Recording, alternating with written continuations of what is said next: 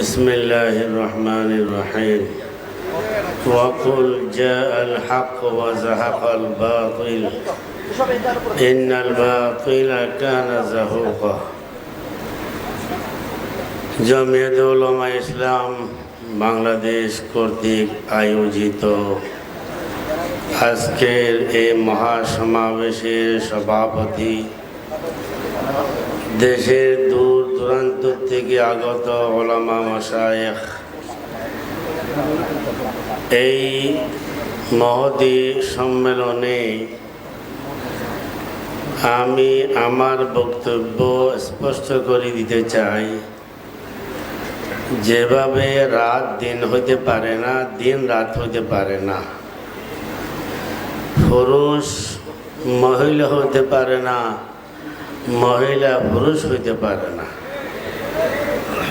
ঠিক হক বাতিল হতে পারে না, বাতিল হক হতে পারে না।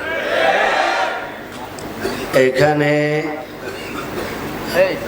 রাজনৈতিক ইস্যু সামনে রেখে যেভাবে আমরা হক বাতিলের বক্তব্য দিয়ে থাকি, ঠিক সেই মুহূর্তে আমরা আকীদার হক বাতিলের বক্তব্য দিতে হবে। ছাত্র জনতার আন্দোলনে, বৈষম্যমূলক আন্দোলনে, বৈষম্য বিরোধী আন্দোলনে এই দেশের উলামা তালাবাদের পক্ষ থেকে যে ভূমিকা রাখা হয়েছিল, সেই মুহূর্তে আমি স্মরণ করে দিতে চাই।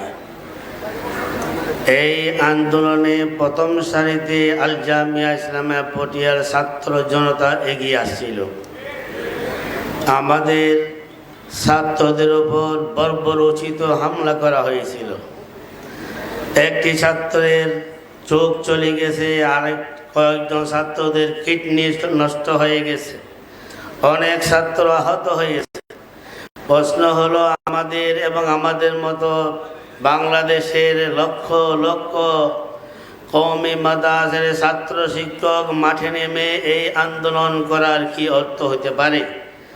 এই আন্দোলনের তার যে আসল মকসদ হলো, হক হক থাকবে, বাতিল বাতিল থাকবে।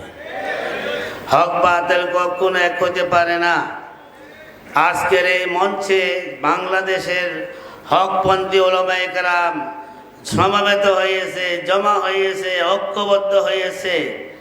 জমিয়তে উলামা ইসলাম এই সংগঠনটি আমাদের আকাবিরিনের সংগঠন।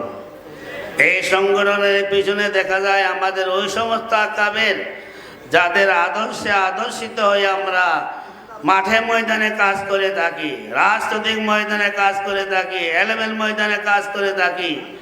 কাজে আজকে এই জমিয়ত উলামা ইসলামের ব্যানার মধ্যে যে সংগঠন, যে এখানে সম্মেলন হচ্ছে, সেই সম্মেলনে আমি আমার বক্তব্য স্পষ্ট করে দিতে চাই। আমরা বাতিলের সাথে কখনো একমত হতে পারি না। বাতিলের সাথে কখনো আমরা যে এক প্ল্যাটফর্মে আসতে পারি না। হক হক থাকবে, বাতিল বাতিল থাকবে। আমরা কখনো আকীদার মশলায় সাথ দিতে পারবো না।